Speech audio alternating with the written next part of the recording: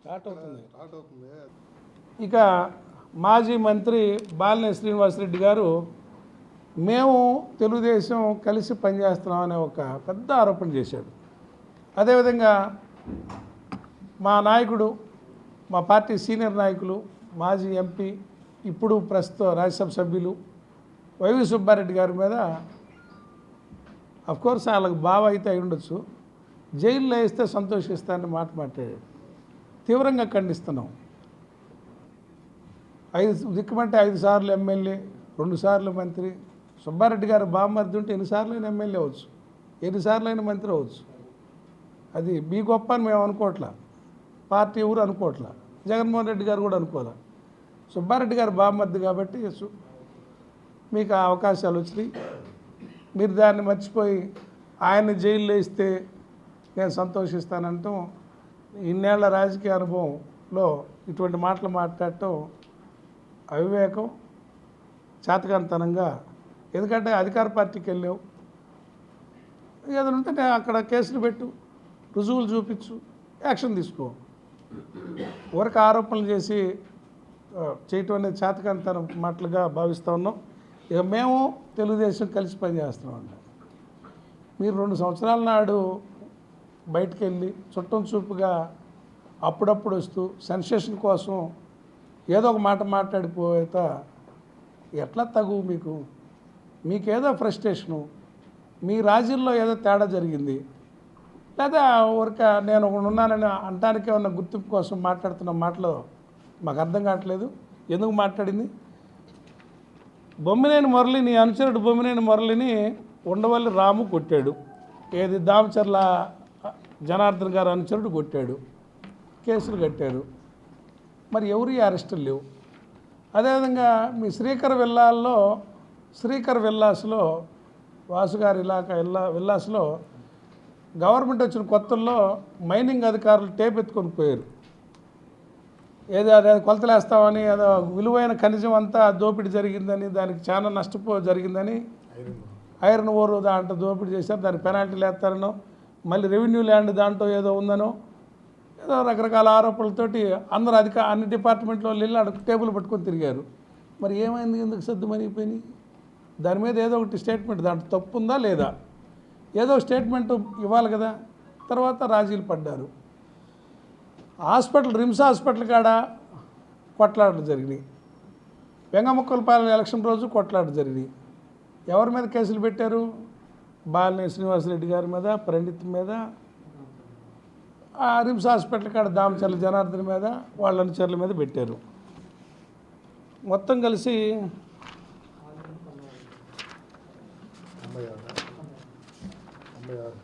96 మంది మీద 94 మంది మీద కేసులు పెట్టారు. ఛార్జ్షీట్లో దామచర్ల జనార్దన్ రావు పేరు తీసేశారు, బాలినేని శ్రీనివాసరెడ్డి పేరు తీసేశారు, ఎవరో ప్రభు అంట ఆయన పేరు తీసేశారు, వేమూరు మాలాద్రి పేరు తీశారు, నారాయణ రెడ్డి పేరు తీసేశారు, బాలినేని ప్రణీత్ పేరు తీసేశారు. మిగతా 94 మంది ఏం చేశారు? ఆ పార్టీ ఈ పార్టీ కార్యకర్తలు ఏం చేశారు అంటే, మీరు నాయకులు ఉన్నోళ్ళు పేర్ల వరకు తీసేపించుకుంటారా? మీకోసం ఈ 94 మంది జైలుకి వెళ్ళాలా? ఏం న్యాయం అయ్యా మీ ఇద్దరిది? మీ ఇద్దరు ఒకటా, మేము ఒకటా? మేమైతే ఈ పనులు చేస్తామా? మా కార్యకర్తల జోలికి వెళ్తే మేము పోలీస్ స్టేషన్కి వెళ్తాం, కానీ దూరంగా పోయి ఫోన్లు చేయం, ఎవరినన్నా వాడుకోం.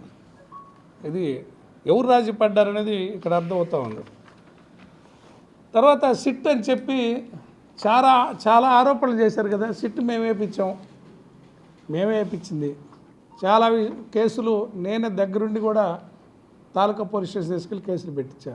ఆనాడు బాలినేని శ్రీనివాసరెడ్డి గారు కూడా తొలుత సమర్థించాడు. తీరా మూలాలు వచ్చేసరికి దగ్గరకు వచ్చే కొద్దీ ఆయన చుట్టూ ఉన్న వ్యక్తుల పేర్లు కూడా వచ్చినాయి. అవి ఎక్కడైతే ఆ చుట్టూ ఉన్న వ్యక్తుల పేర్లు వస్తున్నాయో ఇక ఎస్పీ గారి మీద ఒత్తిడి రావటం, ఎస్పీని ట్రాన్స్ఫర్ చేయటం జరిగింది. తీరా మీరు అధికారంలోకి వచ్చినాక పొడుస్తానన్నారు కదా. ఎక్కడ తేల్చారు, ఎక్కడ పొడిచారు?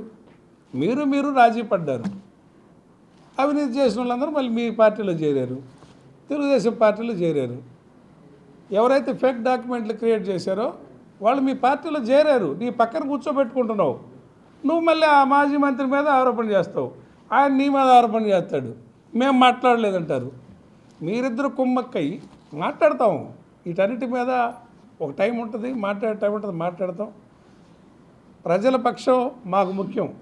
మాకే ఇందుట్లో వ్యక్తిగత స్వార్థాలు ఏమి లేవు. మీకేదన్నా తేడాలు వచ్చి వ్యక్తిగత కోపాలు పెట్టుకొని అది ప్రజల కోసమనే భ్రమింపజేస్తూ యాక్షన్లు చేస్తే అది మీడియా ముందు సెన్సేషన్ అయితే అవ్వచ్చు. కానీ మేము ప్రజల తరఫున, రైతుల తరఫున ఈ జిల్లాలో మీ అందరికీ తెలుసు, పొగాకు రైతుల కోసం మాట్లాడాం, శనగల కోసం మాట్లాడాం, విద్యార్థుల ఫీజుల కోసం మాట్లాడాం, పెన్షన్ల కోసం మాట్లాడాం, కరెంటు ఛార్జీల మీద పోరాడాం. అన్ని సమస్యల మీద వైఎస్ఆర్ పార్టీ జగన్మోహన్ రెడ్డి గారు ఇచ్చిన పిలుపులో మేము భాగస్వాములు అవుతూ నిజాయితీగా పనిచేస్తున్నాం. కాబట్టి మాకు ఈరోజు 5,000 మంది కమిటీల్లో పార్టీకి పనిచేయడానికి ముందుకు వచ్చారు అని ఈ సందర్భంగా తెలియజేస్తూ ఉన్నా. సుబ్బారెడ్డి గారి మీద మాట్లాడిన మాటలు పూర్తిగా ఖండిస్తూ ఉన్నాం. వాసు గారు కూడా మా మేము తెలుగుదేశంతో పొత్తుకెళ్ళటమైంది. మీరు పోయి కూటమిలో చేరి మీ ఇద్దరు రాజీ పడి కేసులన్నీ పక్కన పెట్టుకొని అందరూ ఆస్తులు జాగ్రత్త చేసుకుంటా మా మీద ఆరోపణలు ఏంటి? ఇక ఇసుక విషయానికి వద్దాం. ఇసుక ఊరికి వస్తుందా? ఎమ్మెల్యేలు చేతులు తడవకుండా ఇసుక ఊరికి వస్తుందా? మా ప్రభుత్వంలో ట్రాక్టర్ 3,000కి, ఇప్పుడు 5,000, 6,000. అంటే ఈ డబ్బు ఎక్కడికి పోతుంది? మా గవర్నమెంట్లో సంవత్సరానికి 600 కోట్ల రూపాయలు సేనరైజ్ గవర్నమెంట్ కట్టారు వాళ్ళు. ఇప్పుడు ఇసుక ఫ్రీ అంటే రేట్లు పెరిగాయి. ఎవరికి పోతున్నాయి డబ్బులని మనం అర్థం చేసుకోవాలి. ప్రజలకు కూడా చెప్తా ఉన్నాం. ఇవాళ మద్యంలో నాయకుల పాత్ర, మద్యం షాపుల నాయకుల పాత్ర వింటా ఉన్నాం. బియ్యంలో రేషన్ బియ్యంలో ఏలు పెట్టింది నిజం అందరూ. అదేవిధంగా గ్రావెల్ వరకు పోవట్లేదు. సమాజం బయటపడి దోచుకుంటుంది కూటమి నేతలు. ఆ కూటమికి నువ్వు చేరి ఒత్తాసు పలుకుతా మమ్మల్ని ఎట్ట మాట్లాడతారు వాసు గారు? తప్పు కదా అని సందర్భంగా తెలియజేస్తున్నా. ప్రజలందరూ కూడా గమనిస్తూ ఉన్నారు. ఏ ఎమ్మెల్యే ఎంత తప్పు చేస్తుంది ప్రజలందరికీ లెక్క తెలుసు. బుకాయించవచ్చు అధికారం ఉందని. సిట్టు విషయంలో నిన్న జనార్దన్ గారు మాట్లాడుతూ ఒక్క కంప్లైంట్ వచ్చిందా అన్నాడు. కంప్లైంట్లు ఎందుకు వస్తాయి? పెట్టపోరు పిల్లి తీర్చినట్టుగా ఇద్దరు తగాదా పెట్టుకొని వస్తే వాళ్ళిద్దరితో కలిసి ఏదో పావులబెడ పక్కనోడి చేత కొనిచ్చి పక్కనోడి చేత కొనిపించి ఆస్తిని మనంగా తీసుకుందామని ఆలోచన ఉన్నప్పుడు ఇక పరిష్కారం కాక ఈ కంప్లైంట్లు ఎందుకు వస్తాయి? ఈ ప్రభుత్వం ఇబ్బందుల్లో ఉన్న వాళ్ళ ఆస్తుల్ని పరిష్కారాల దిశగా పెద్దలు పరిష్కారాలను పేరు పెట్టి లబ్ధి పొందుతున్నారనేది మాకు తెలుస్తున్న ఆరోపణలు, మాకు తెలుస్తున్న విషయాలు. ఈ దాస్తే దాగవు. ఎవరైతే పెట్టుబడులు పెడుతున్నారో, ఎవరైతే ఈ పరిష్కారంలోకి మా పరిష్కారం చేయని బయటికి పోతున్నారు, వాళ్ళే బయటకు వచ్చి చెప్పుకుంటున్నారు. మీ పార్టీ కార్యకర్తలందరూ బయట చెప్తున్న మాటలు అందరి నోళ్ళలో పడ్డాక చివరే మా చెవుల్లో పడుతున్నాయి. ఇది ఆరోపణలన్నీ మీరు సరి చేసుకోవాలి.